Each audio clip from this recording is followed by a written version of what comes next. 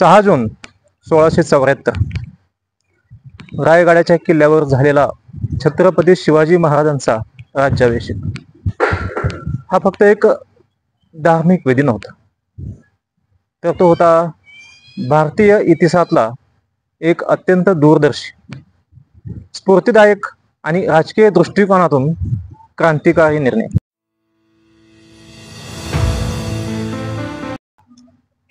16व्या आणि 17व्या शतकात भारत म्हणजे मुघल, आदिलशाही, निजामशाही अशा परकीय व मुस्लिम सत्ता आणि हिंदू संस्थानिक यांच्यातील सत्तेचे संघर्ष।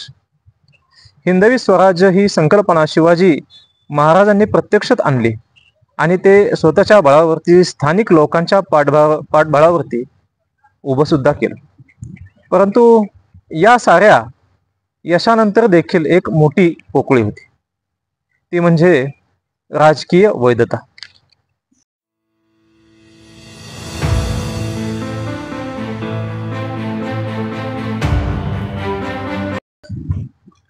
सत्ता वैधता म्हणजे काय, तर राज्याभिषेकामुळे महाराजांनी देशी आणि विदेशी दरबारात राजकीय मान्यता मिळाली आणि त्यांनी स्वराज्याची नैतिक, सामाजिक आणि राजकीय तत्वाधारित चौकट उभी केली।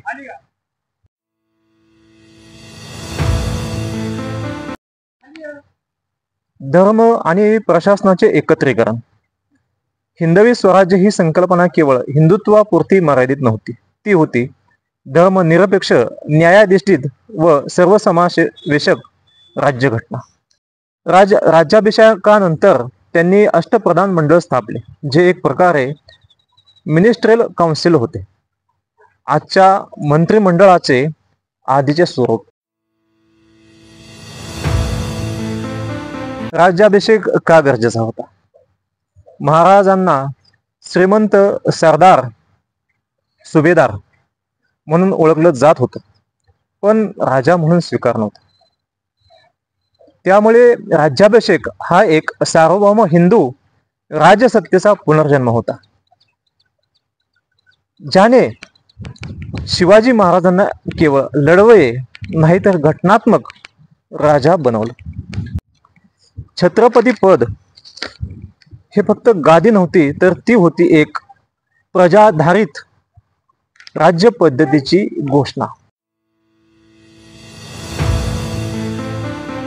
एक राजा म्हणून त्यांना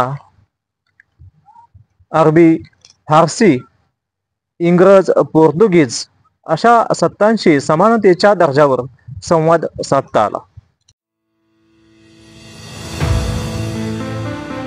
राज्याभिषेकाचा सोहळा खर्च सुमारे 17 लाख होऊन, म्हणजे तेव्हाचे जे चलन होतं त्याच्यामध्ये 17 लाख होऊन आजच्या काउंट जर केला तर ते कोट्यावधी रुपये होतात।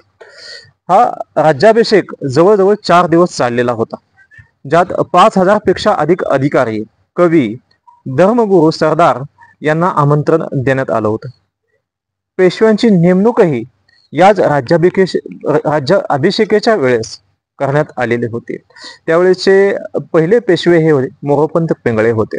अष्टप्रधान मंडळ म्हणजे आजचं जे मंत्रिमंडळ आहे त्याचा मूळ गाभा हे अष्टप्रधान मंडळ त्या शिवराज्याभिषेकाच्या वेळी नेमलं गेलेलं होतं।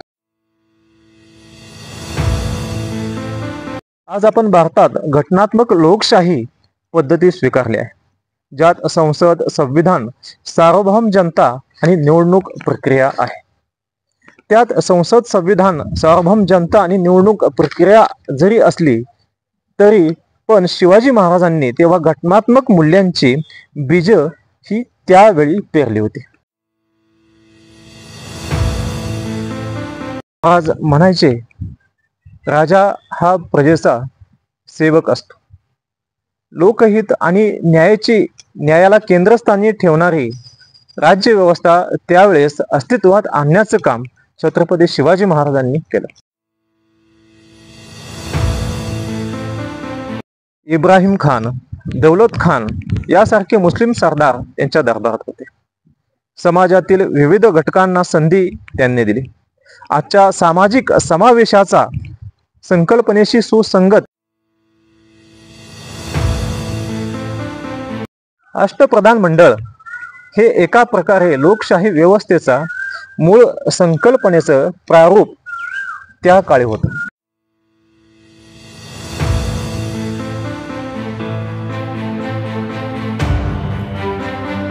शिवाजी महाराजांनी हे दाखवून दिलं की सत्ताधीश जरी सामर्थ्यशाली असला तरी तो नैतिक, न्यायप्रिय व घटनात्मक विचाराने बांधील असला पाहिजे.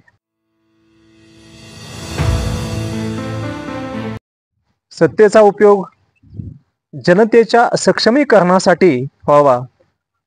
जात, धर्म, प्रांत या पलीकडे जाऊन लोककल्याण हा एकमेव ध्येय हिंदवी स्वराज्य स्थापनेमागचा असावा.